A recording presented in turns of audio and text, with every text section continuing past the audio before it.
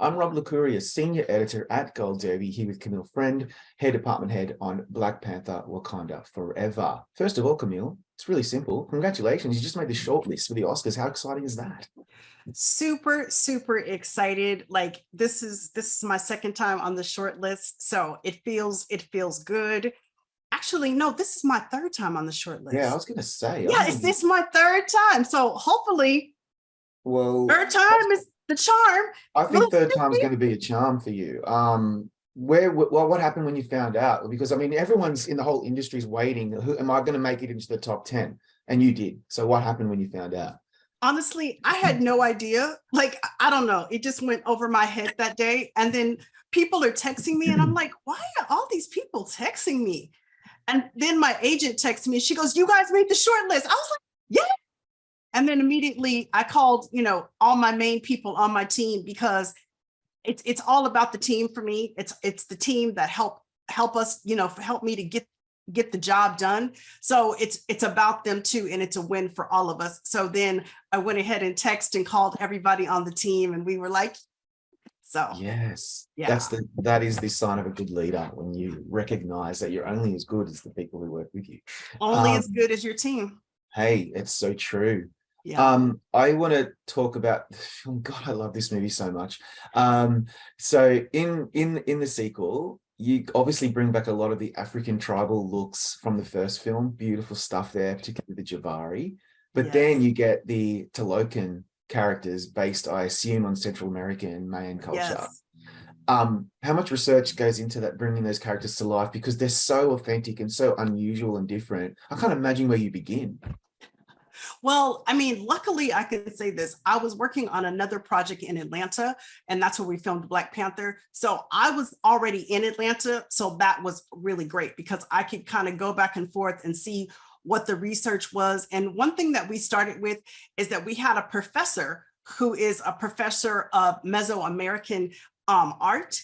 And so he really helped us really dive into it and understand. Like, he really helped me understand, like, a single woman would wear this, or a married woman, her hair would be like this, and culturally, everything that happens in between. So just like the first one, as we took so much time with the tribes and really doing the research, we did exactly the same thing. And like, having our group meetings with Ryan being there, and like, all the departments, and really talking about how we wanted to culturally appropriate this tribe. And the Talakanil has become now a huge hit, and it just makes me feel good that we could do this for like Latin America, and for all the people out there, when they look, they could see their self on camera.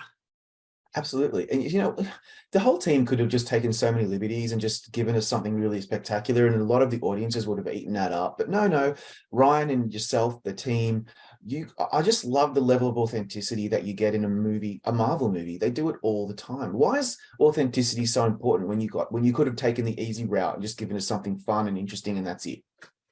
Well, one thing I love about Marvel is Marvel gives you all the tools to make everything happen. So they don't, like, I did Black Panther 1. They didn't say, "Oh, Camille, we want it to look like this." They were like, "Here is the movie. You create, you design, you dream." And so when Really? you give me that, that's when you're going to get the best out of me, when you allow me to have the open plate and the open world. So we did, the same thing with this movie. Is they just gave it to us, and we just started. And it actually started with Ruth Carter, our costume designer, and really going in and looking at everything, and then going into like the projection designer, and taking a look at what is this world going to look like. And when I saw that, my mind was blown. I was like, we got to get to work. So we just started, like, literally, took like 100 wigs. And I was like, okay, I had a lot of people in the trailer. We had about 10 men and ladies in the trailer. And I'm like, okay, we're going to perfect this look. We're going to perfect this look. And we just kept perfecting it. And if it didn't look good, I was like, let's start all over. Just really started hammering down every look, what's going to look good on people. And that's how I always start working it out. And then when we get into fittings are so important for us, like being there for the fittings and fitting everybody, and making sure, I always tell everybody, look in the mirror. It doesn't matter if you think the hair piece or the wig looks great. If it doesn't look good on that person, then it's the wrong one. So really analyzing it and hammering down what looks good on each individual person. Just sounds so exhausting and yet so rewarding. This is your seventh Marvel It's movie, I think. exhausting and rewarding. I'll tell you, like at one point, I think I worked like 27 days straight because we were doing first unit and then we're doing second unit. And second unit was the full water unit. So I wanted to be there to make sure if we are establishing something or if we're changing something, I'm going to be there. And then two, how can you not? Because on a Saturday or Sunday, when you see Ryan Coogler there too, you're like, Wow. I got to show up. So it was so beautiful to see so many of the department heads. We worked many days, but it was our passion for how this movie should look and how correct it should be. So your seventh Marvel movie, I think. Do you pinch Yes. yourself a bit? Because you know how many kids there are out there looking at you probably right now thinking, that's what I want to do. I mean, how do you get into something like this where you are really at the forefront of your field? I think it's a lot of things. I think it's a little luck. I think it's a lot of hard work. And I'll just say this, I'm a third generation hairstylist. So I live, breathe, sleep, dream in hair. So it's something that truly works for me. And like, I love what I do. I love being creative. I love the creative process. And I love working with other hair and makeup people. That's, it's the best. And like on this one, I had a really young crew. So I didn't have like a crew that I've really worked with before. I had a lot of younger people. So I love the teaching aspect of it. So it was really great to see them grow as people and as artists. And so that was beautiful to me too. Did you have to work with all of the actors? Were there any actors that had their own team, or was this pretty much you looked after the entire movie? Well, basically what we do in the Marvel world in this one, Ryan, I design everything. So like Shuri, Letitia Wright, she had her own hairstylist, but I oversee all of it and that's under my umbrella. Yeah, that's what I thought. And so I want to talk about the glorious dreadlocked gray creation that adorns the majestic and magnificent Angela Bassett. Yes. What on earth went into design? It seems like such a simple proposition, and yet I found her hair work in this so striking. How did you feel about how it turned out and how much work went involved to perfect that look? Well, I have to say, Angela Bassett could probably wear a paper bag on her head and look great. Like she's one of those ladies, she's just so kind, she's so regal. And what she brings to it is like, I mean, I could put anything on her head and she could wear it and look like fabulous. She just has that ability. She's that kind of actress. So it makes it a lot of fun.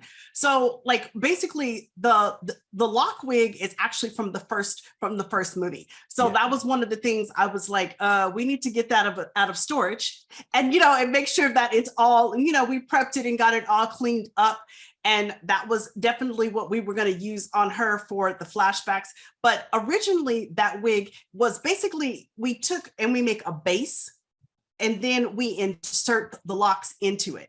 And the locks were they're all handmade with about three or four colors they're made with. So it's a very time consuming, but it's truly like a labor of love type of situation. So that was that look. I can imagine. Given your career today, you look at the credits in your quite long career. I'm curious about whether there are specific or particular factors that you must take into account when you are designing for a primarily Black and now even Latina, but particularly a Black cast. Given you are also a Black woman, what do you know is so important as a priority with a cast like that? Well, I always look at it this way. You hire people who have the skills. So I hire people who can do everything. So anybody who can do, you should be able to know how to do Black hair. You should know how to do Latin hair. You should have to know how to do Caucasian hair. People who are well-rounded hairstylists are people that I look for, and people who are, who know how to do wigs, who know how to barbers. Like you guys have to know, my barbers know how to put on wigs. My barbers know how to cut wigs. Like my barbers know how to watch set. Like they know how to watch set. They know how to comb hair, because the more that we teach people and we show them like what to do, it gives them so much more ammunition to go. And I always tell them, you want to be an asset to your team. So if you're an asset and you have the more skills you have, the better you are. Wow, that's so exciting. Camille, thank you for your time today. I look forward to chatting with you during our group chat later. Thank you.